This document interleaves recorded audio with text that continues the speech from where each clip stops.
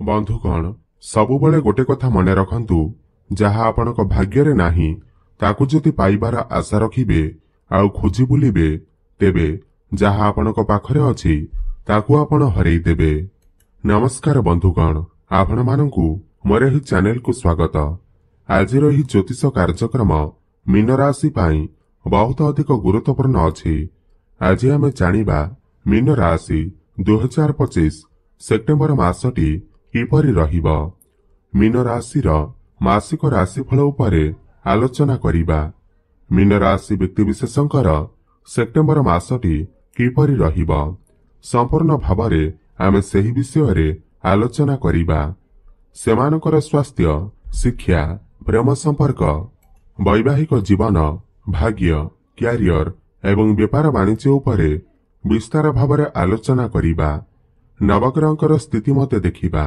ନବଗ୍ରହ କି ପ୍ରକାରର ଫଳ ଦେବାରେ ସକ୍ଷମ ହେବେ। ଶେଷରେ ଅଶୁଭତ୍ୱ ପ୍ରଦାନ କରୁଥିବା ଗ୍ରହମାନଙ୍କ ପାଇଁ କିଛି ବିଶେଷ ପ୍ରତିକାର ମଧ୍ୟ ଜାଣିବା।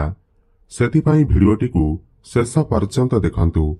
ଚାଲନ୍ତୁ ଆରମ୍ଭ କରିବା ଏହି କାର୍ଯ୍ୟକ୍ରମ, ଯାହାକି ଆପଣଙ୍କର ଜନ୍ମ ରାଶି ଚନ୍ଦ୍ର ରାଶି ଉପରେ ଆଧାରିତ।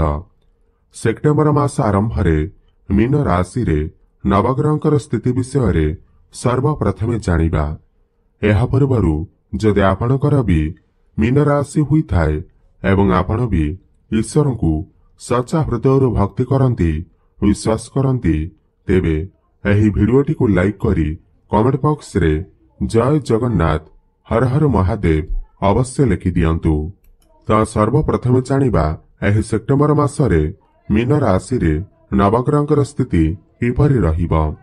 ଯେବେ ସେପ୍ଟେମ୍ବର ମାସ ଆରମ୍ଭ ହେବ ତ ମୀନ ରାଶିରେ ନବଗ୍ରହଙ୍କର ସ୍ଥିତି କିଛି ଏହି ପ୍ରକାର ରହିବ, ଯେମିତି ଆପଣ ସ୍କ୍ରିନରେ ଦେଖୁଛନ୍ତି। ବନ୍ଧୁଗଣ, ରାଶିଚକ୍ରର ଦ୍ୱାଦଶ ରାଶି ବା ଶେଷ ରାଶି ହେଉଛି ମୀନ ରାଶି ଏବଂ ଆପଣଙ୍କ ରାଶିର ଅଧିପତି ହେଉଛନ୍ତି ଦେବଗୁରୁ ବୃହସ୍ପତି ଏବଂ ବୃହସ୍ପତି ଆପଣଙ୍କର ଚତୁର୍ଥ ଭାବରେ ବିରାଜମାନ ଅଛନ୍ତି। ଆପଣଙ୍କର ପ୍ରଥମ ଭାବରେ ଶନି ବିରାଜମାନ ଅଛନ୍ତି। ପଞ୍ଚମ ଭାବରେ ଶୁକ୍ର ବିରାଜମାନ ଅଛନ୍ତି। ଆପଣଙ୍କର ଷଷ୍ଠ ଭାବରେ ସୂର୍ଯ୍ୟ, ବୁଧ ଏବଂ କେତୁ ବିରାଜମାନ ଅଛନ୍ତି। ଆପଣଙ୍କର ସପ୍ତମ ଭାବରେ ମଙ୍ଗଳ ଏବଂ ଦ୍ୱାଦଶ ଭାବରେ ରାହୁ ବିରାଜମାନ ଅଛନ୍ତି। ଧ୍ୟାନ ଦେଇ ଶୁଣନ୍ତୁ। ସବୁଠୁ ପ୍ରଥମେ ଜାଣିବା ଆପଣଙ୍କର ସ୍ୱାସ୍ଥ୍ୟ କିପରି ରହିବ ଏହି ସେପ୍ଟେମ୍ବର ମାସ 2025ରେ।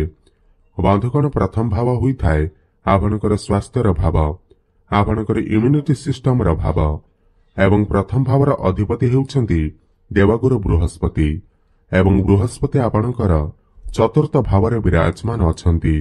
ଦେଖନ୍ତୁ, ଏହି ମାସରେ ବୃହସ୍ପତିଙ୍କର ସ୍ଥିତି ବହୁତ ଭଲ ଅଛି। ବୃହସ୍ପତି କେନ୍ଦ୍ରରେ ସୁଖ ଭାବରେ ବିରାଜମାନ ଅଛନ୍ତି।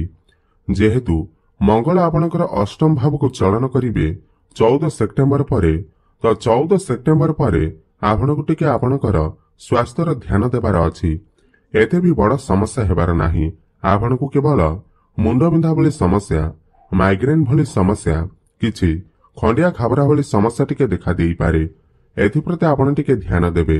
ନହେଲେ ଗୁରୁ ଆପଣଙ୍କର ଭଲ ସ୍ଥିତିରେ ଥିବାରୁ, କେନ୍ଦ୍ରରେ ଥିବାରୁ ଆପଣଙ୍କର ଯାହା ବି ସ୍ୱାସ୍ଥ୍ୟ ସମସ୍ୟା ଆସିଲେ ମଧ୍ୟ ତାହା ଧୀରେ ଧୀରେ ଦୂର ହୋଇଯିବ।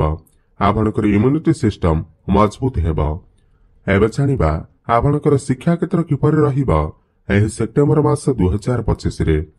ବନ୍ଧୁଗଣ, ପଞ୍ଚମ ଭାବ ହୋଇଥାଏ ଆପଣଙ୍କର ଶିକ୍ଷା କ୍ଷେତ୍ରର ଭାବ ଏବଂ ପଞ୍ଚମ ଭାବର ଅଧିପତି ହେଉଛନ୍ତି ଚନ୍ଦ୍ରମା ଏବଂ ପଞ୍ଚମ ଭାବରେ ଶୁକ୍ର ବିରାଜମାନ ଅଛନ୍ତି। ଦେଖନ୍ତୁ, ବିଦ୍ୟାର କାରକ ଗ୍ରହ ବୁଧ ଏବଂ ବୁଦ୍ଧିର କାରକ ଗ୍ରହ ବୁଧ ଆପଣଙ୍କର ଷଷ୍ଠରେ ବିରାଜମାନ ଅଛନ୍ତି। କିନ୍ତୁ 15 ସେପ୍ଟେମ୍ବରକୁ ବୁଧ ଆପଣଙ୍କର କେନ୍ଦ୍ରକୁ ସପ୍ତମ ଭାବକୁ ଚଳନ କରିବେ ଏବଂ ଆପଣଙ୍କର ଲଗ୍ନକୁ ଦେଖିବେ। ତ ଏହି ମାସରେ 15 ସେପ୍ଟେମ୍ବର ପରେ ଯଦି ଆପଣ କିଛି ଉଚ୍ଚଶିକ୍ଷା କରିବାକୁ ଚାହୁଁଛନ୍ତି କିମ୍ବା କୌଣସି ନୂତନ ସ୍ଥାନରେ ଆଡମିସନ ନେବାକୁ ଚାହୁଁଛନ୍ତି, ତାହେଲେ 15 ସେପ୍ଟେମ୍ବର ପରେ କରନ୍ତୁ। ସମୟ ଆପଣଙ୍କ ପାଇଁ ବହୁତ ଭଲ ରହିବ। ପାଠପଢ଼ାକୁ ନେଇ ଯଦି ଆପଣ କିଛି ବଡ଼ ଡିସିସନ ନେବାକୁ ଚାହୁଁଛନ୍ତି କିମ୍ବା 15 ସେପ୍ଟେମ୍ବର ପରେ ଯଦି ଆପଣଙ୍କର କିଛି ଏକ୍ଜାମ ଅଛି, କମ୍ପିଟେଟିଭ ଏକ୍ଜାମ ଅଛି, ପ୍ରତିଯୋଗିତାମୂଳକ ପରୀକ୍ଷା ଅଛି, ତେବେ ସେଥିରେ ଆପଣ ନିଶ୍ଚିନ୍ତ ଭାବରେ ଉତ୍ତୀର୍ଣ୍ଣ କରିବେ।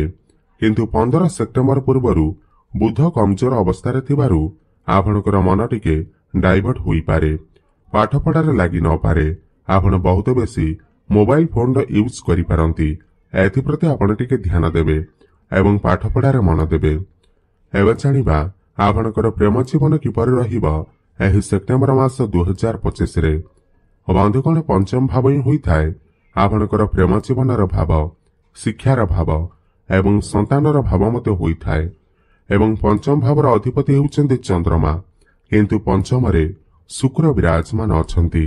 ଦେଖନ୍ତୁ, ଶୁକ୍ର ହେଉଛନ୍ତି ପ୍ରେମର କାରକ ଗ୍ରହ, ଭଲ ପାଇବାର କାରକ ଗ୍ରହ। ତ ପ୍ରେମର କାରକ ଗ୍ରହ ପଞ୍ଚମ ଭାବରେ ବିରାଜମାନ ଅଛନ୍ତି। କିନ୍ତୁ 15 ସେପ୍ଟେମ୍ବରକୁ ଶୁକ୍ର ଆପଣଙ୍କର ଷଷ୍ଠକୁ ଚଳନ କରିବେ। ତ 15 ସେପ୍ଟେମ୍ବର ପୂର୍ବରୁ ଆପଣଙ୍କର ପ୍ରେମ ଜୀବନ ବହୁତ ହିଁ ଭଲ ରହିବ। ଆପଣ ଦୁଇ ଜଣଙ୍କ ଭିତରେ ଭଲ ପାଇବା ବଢିବ, ସମ୍ପର୍କ ମଜବୁତ ବନିବ, ରୋମାନ୍ସ ବଢିବ, ଭ୍ରମଣ ସୁଖ ଆପଣଙ୍କୁ ପ୍ରାପ୍ତି ହେବ। ପରସ୍ପର ମଧ୍ୟରେ କନେକ୍ସନ ଭଲ ରହିବ। ଯେଉଁମାନଙ୍କର କଥାବାର୍ତ୍ତା ବନ୍ଦ ହୋଇଯାଇଥିଲା, ବ୍ରେକଅପ୍ ଆଦି ହୋଇଯାଇଥିଲା, ସେମାନଙ୍କର ପୁଣି ଥରେ କଥାବାର୍ତ୍ତା ହୋଇପାରେ, ପ୍ୟାଚଅପ୍ ହୋଇପାରେ। ଯେଉଁମାନେ ସିଙ୍ଗଲ ଅଛନ୍ତି ସେମାନଙ୍କୁ ନୂତନ ପାର୍ଟନର ମଧ୍ୟ ମିଳିପାରନ୍ତି। କିନ୍ତୁ 15 ସେପ୍ଟେମ୍ବର ପରେ ଶୁକ୍ର ଯେତେବେଳେ ଷଷ୍ଠକୁ ଚଳନ କରିବେ, ଆପଣଙ୍କ ଭିତରେ ଟିକେ ଆର୍ଗୁମେଣ୍ଟ ଦେଖା ଦେଇପାରେ, କଳି ଝଗଡ଼ା ଭଳି ପରିସ୍ଥିତି ଉତ୍ପନ୍ନ ହୋଇପାରେ, ଆପଣଙ୍କର କଥା ନ ମିଶିପାରେ, ତାଳମେଳରେ କମି ଦେଖା ଦେଇପାରେ। ଏଥିପ୍ରତି ଆପଣ ଟିକେ ଧ୍ୟାନ ଦେବେ। ଏବେ ଜାଣିବା ଆପଣଙ୍କର ବୈବାହିକ ଜୀବନ କିପରି ରହିବ ଏହି ସେପ୍ଟେମ୍ବର ମାସ 2025ରେ। ବନ୍ଧୁଗଣ, ସପ୍ତମ ଭାବ ହୋଇଥାଏ ଆପଣଙ୍କର ବୈବାହିକ ଜୀବନର ଭାବ ଏବଂ ସପ୍ତମ ଭାବର ଅଧିପତି ହେଉଛନ୍ତି ବୁଧ ଏବଂ ବୁଧ ଆପଣଙ୍କର ଷଷ୍ଠରେ ବିରାଜମାନ ଅଛନ୍ତି। କିନ୍ତୁ 15 ସେପ୍ଟେମ୍ବରକୁ ବୁଧ ଆପଣଙ୍କର ସପ୍ତମ ଭାବକୁ ମାନେ ବୈବାହିକ ଜୀବନର ଭାବକୁ ଚଳନ କରିବେ, ରାଶିକୁ ଚଳନ କରିବେ। ଦେଖନ୍ତୁ, 15 ସେପ୍ଟେମ୍ବର ପରେ ବୁଧ ଯେତେବେଳେ ସପ୍ତମକୁ ଚଳନ କରିବେ, ତ ଆପଣଙ୍କର ବୈବାହିକ ଜୀବନ ବହୁତ ଭଲ ରହିବ। ଆପଣ ଦୁଇ ଜଣଙ୍କ ମଧ୍ୟରେ ତାଳମେଳ ଠିକ ରହିବ। ଆପଣ ଦୁଇ ଜଣ ମିଶି କିଛି ଫ୍ୟାମିଲି ପ୍ଲାନିଂ କରିପାରନ୍ତି, କିଛି ବଡ ଡିସିସନ ନେଇପାରନ୍ତି। ଆପଣଙ୍କର ଲାଇଫ ପାର୍ଟନରଙ୍କର କ୍ୟାରିୟରରେ ମଧ୍ୟ ଗ୍ରୋଥ ଆସିବ। କିନ୍ତୁ 15 ସେପ୍ଟେମ୍ବର ପୂର୍ବରୁ ଆପଣଙ୍କର ବୈବାହିକ ଜୀବନରେ ଟିକେ ସମସ୍ୟା ଦେଖା ଦେଇପାରେ, ମନ ମନାନ୍ତର ଦେଖା ଦେଇପାରେ, କାହିଁକି ନା ବୁଧ ଷଷ୍ଠରେ ବିରାଜମାନ ଥିବେ। ଆପଣଙ୍କର ଲାଇଫ ପାର୍ଟନରକୁ ସ୍କିନ୍ ରିଲେଟେଡ ସମସ୍ୟା ଦେଖା ଦେଇପାରେ, ଇନଫେକ୍ସନ, ଆଲର୍ଜି ଭଳି ସମସ୍ୟା ଦେଖା ଦେଇପାରେ, ମାନେ ତାଙ୍କର ସ୍ୱାସ୍ଥ୍ୟରେ କିଛି ସମସ୍ୟା ଦେଖା ଦେଇପାରେ। ଏଥିପ୍ରତି ଆପଣ ଟିକେ ଧ୍ୟାନ ଦେବେ। ଏବେ ଜାଣିବା ସବୁଠାରୁ ଗୁରୁତ୍ୱପୂର୍ଣ୍ଣ ବିଷୟବସ୍ତୁ, ଯାହାକି ଆପଣଙ୍କର ଭାଗ୍ୟ, କ୍ୟାରିୟର ଏବଂ ବେପାର ବାଣିଜ୍ୟ କିପରି ରହିବ ଏହି ସେପ୍ଟେମ୍ବର ମାସ 2025ରେ। ବନ୍ଧୁଗଣ, ନବମ ଭାବ ହୋଇଥାଏ ଆପଣଙ୍କର ଭାଗ୍ୟର ଭାବ, ଦଶମ ଭାବ ହୋଇଥାଏ ଆପଣଙ୍କର କ୍ୟାରିୟରର ଭାବ। ନବମ ଭାବର ଅଧିପତି ହେଉଛନ୍ତି ମଙ୍ଗଳ ଏବଂ ମଙ୍ଗଳ ଆପଣଙ୍କର ସପ୍ତମ ଭାବରେ ବିରାଜମାନ ଅଛନ୍ତି। ବନ୍ଧୁଗଣ, ଦେଖନ୍ତୁ, 14 ସେପ୍ଟେମ୍ବର ପୂର୍ବରୁ ମଙ୍ଗଳ ଆପଣଙ୍କର କେନ୍ଦ୍ରରେ ସପ୍ତମ ଭାବରେ ବହୁତ ଭଲ ସ୍ଥାନରେ ବିରାଜମାନ ଅଛନ୍ତି। କିନ୍ତୁ 14 ସେପ୍ଟେମ୍ବର ପରେ ମଙ୍ଗଳ ଆପଣଙ୍କର ଅଷ୍ଟମ ଭାବକୁ ଚଳନ କରିବେ, ତ କମଜୋର ଅବସ୍ଥାକୁ ଆସିଯିବେ। ତ 14 ସେପ୍ଟେମ୍ବର ପୂର୍ବରୁ ଭାଗ୍ୟ ଆପଣଙ୍କର ବହୁତ ହିଁ ଅଧିକ ମଜବୁତ ଅଛି। ସମସ୍ତ କ୍ଷେତ୍ରରେ ଭାଗ୍ୟ ଆପଣଙ୍କର ସାଥ ଦେବ।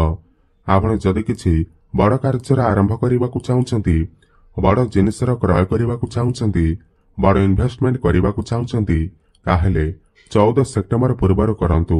ଭାଗ୍ୟ ଆପଣଙ୍କର ସାଥ ଦେବ। ଆପଣ କିଛି ଯେଉଁମାନେ ସେୟାର ମାର୍କେଟ, ଷ୍ଟକ୍ ମାର୍କେଟ ଏବଂ ଟ୍ରେଡିଂରେ କାମ କରୁଛନ୍ତି, ସେମାନଙ୍କୁ ଆକସ୍ମିକ ଧନ ଲାଭ ହେବାର ମଧ୍ୟ ଯୋଗ ବନୁଅଛି। ଆପଣଙ୍କର ଗୃହରେ କୌଣସି ଶୁଭ ମାଙ୍ଗଳିକ କାର୍ଯ୍ୟର ଆୟୋଜନ ମଧ୍ୟ ହୋଇପାରେ। ଆପଣଙ୍କୁ ପୌତ୍ରିକ ସମ୍ପତ୍ତିରୁ ଲାଭ ପ୍ରାପ୍ତି ହୋଇପାରେ। ପିତାଙ୍କର ସାହାଯ୍ୟ ସହଯୋଗ ମଧ୍ୟ ଆପଣଙ୍କୁ ପ୍ରାପ୍ତି ହେବ। କିନ୍ତୁ 14 ସେପ୍ଟେମ୍ବର ପରେ ମଙ୍ଗଳ ଆପଣଙ୍କର ଅଷ୍ଟମକୁ ଚଳନ କରିଲେ ଆପଣଙ୍କର ଭାଗ୍ୟରେ ଟିକେ କମଜୋରି ଦେଖାଯିବାକୁ ମିଳିବ। ଯେଉଁ କାର୍ଯ୍ୟ ଗୋଟିଏ ଦିନରେ ହେବା କଥା, ସେହି କାର୍ଯ୍ୟ 5 ଦିନରେ ହେବ।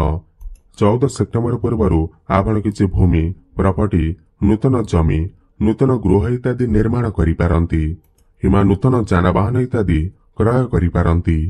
କ୍ୟାରିୟରର କଥା ହେବା ଯଦି, କ୍ୟାରିୟର ଭାବର ଅଧିପତି ହେଉଛନ୍ତି ବୃହସ୍ପତି। ଏବଂ ବୃହସ୍ପତି ଆପଣଙ୍କର ଚତୁର୍ଥ ଭାବରେ ବସି ଆପଣଙ୍କର କ୍ୟାରିୟର ଭାବକୁ ଦୃଷ୍ଟି ଦେଉଛନ୍ତି। ଏହି ମାସରେ ଆପଣଙ୍କର କ୍ୟାରିୟର ବହୁତ ହିଁ ଅଧିକ ଭଲ ଅଛି। କ୍ୟାରିୟରରେ ଆପଣ ବହୁତ ଅଧିକ ଉନ୍ନତି କରିବେ। ଆପଣ ଯଦି ପୂର୍ବରୁ ଚାକିରି କରିଛନ୍ତି ତାହେଲେ ପ୍ରମୋସନ ହେବାର ମଧ୍ୟ ଯୋଗ ବନୁଅଛି।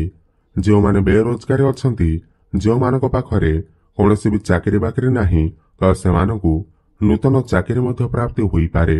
ଆପଣ ଚେଷ୍ଟା ଜାରି ରଖନ୍ତୁ, ଆପଣଙ୍କୁ ସଫଳତା ଅବଶ୍ୟ ପ୍ରାପ୍ତି ହେବ। ଆପଣଙ୍କର ପ୍ରମୋସନ ହେବା ସହିତ କୌଣସି ଏମଏନସି କମ୍ପାନୀରୁ ଜବ୍ ଅଫର ମଧ୍ୟ ଆସିପାରେ। ଆପଣ ଆପଣଙ୍କର କାମ କାର୍ଯ୍ୟକୁ ନେଇ ବିଦେଶ ଯାତ୍ରା ମଧ୍ୟ କରିପାରନ୍ତି। ସମାଜରେ ଆପଣଙ୍କର ଲୋକପ୍ରିୟତା ବଢ଼ିବ, ମାନ ପ୍ରତିଷ୍ଠା ବଢ଼ିବ।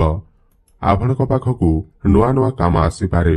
ଆପଣ ସମସ୍ତ ଟାର୍ଗେଟକୁ ଆଚିଭ୍ କରିବାରେ ସଫଳତା ହାସଲ କରିବେ। ବ୍ୟାପାର ବାଣିଜ୍ୟର କଥା ହେବା ଯଦି 14 ସେପ୍ଟେମ୍ବର ପରେ ବୁଧ ଯେତେବେଳେ ସପ୍ତମ ଭାବକୁ ଆସିବେ, ତ ଆପଣଙ୍କର ବ୍ୟାପାର ବାଣିଜ୍ୟ ଖାଲି ଭଲ ନୁହେଁ, ବରଂ ବହୁତ ହିଁ ଉତ୍ତମ ରହିବ। ଆପଣ କିଛି ନୂତନ ବ୍ୟାପାର ଆରମ୍ଭ କରିପାରନ୍ତି। ଆପଣଙ୍କର ଗ୍ରାହକ ବଢ଼ିପାରନ୍ତି, କ୍ଲାଏଣ୍ଟ ବଢ଼ିପାରନ୍ତି। ଆପଣ କିଛି ପାର୍ଟନରସିପରେ ବ୍ୟାପାର ବାଣିଜ୍ୟ କରିପାରନ୍ତି। ଆପଣଙ୍କର ଡେଲି ଇନକମ୍ ବଢ଼ିବ, ଫାଇନାନ୍ସିଆଲ ଗ୍ରୋଥ ହେବ। ଆପଣ କିଛି ପଇସା ମଧ୍ୟ ସଞ୍ଚୟ କରିବେ। ଏବେ ଜାଣିବା କିଛି ଉପାୟ ବିଷୟରେ, ଯାହାକୁ କରିବା ଦ୍ୱାରା ଏହି ମାସରେ ଯାହା ବି କିଛି ସମସ୍ୟା ରହୁଅଛି ତାହା ଦୂର ହୋଇପାରିବ।